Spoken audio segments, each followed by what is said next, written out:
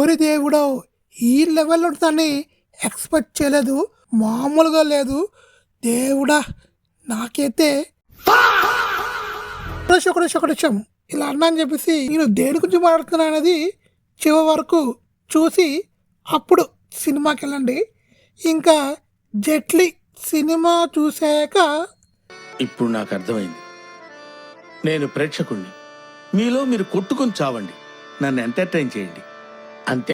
నితీష్ రైనా సత్య combination ultimate. అది వాళ్ళ comedy వేరే లెవెల్లో ఉంటుంది. మత్తు వదుల పార్ట్ 1 అవ్వచ్చు, పార్ట్ 2 అవ్వచ్చు, సత్య కామెడీ నెక్స్ట్ లెవెల్ ఉంటుంది. ఈ 2 సినిమాలు హిట్ అవడం కారణం సత్య అని చెప్పుకోవచ్చు. ఇప్పుడు హీరోగా జెట్లీ అనే సినిమా తీశారు.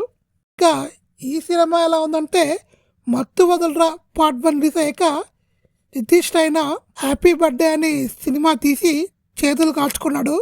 మళ్ళీ అదే మత్తు వదలరా పార్ట్ 2తో హిట్ కొట్టి తన టాలెంట్ ఏంటో అనేది మరొకసారి ప్రూవ్ చేసుకున్నాడు.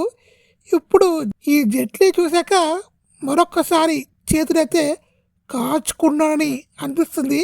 ఇంకా ఈ జెట్లీ ఎలా ఉందంటే, సత్య కామెడీ టైమింగ్ చాలా బాగుంది. ఇంకా సినిమా ఫస్ట్ హాఫ్ చూసుంటే మనందరికీ ఇది ఇటు సినిమా ఏమో అనుకుంటాము. సెకండ్ హాఫ్ స్టార్ట్ అయ్యాక కామెడీ అనేది పూర్తిగా తగ్గుద్ది. సెకండ్ హాఫ్ రైటింగ్ అనేది డల్ అయింది.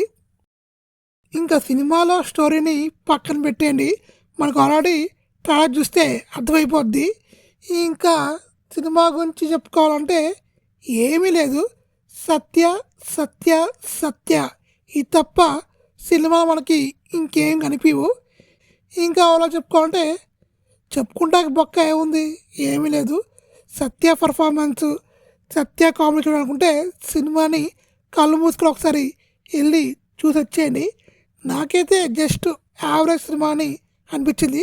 మీకు నచ్చచ్చేమో నాకు తెలియదు. వెళ్తే కంపల్సరీగా ఒకసారి మన సత్య కోసం వెళ్ళండి.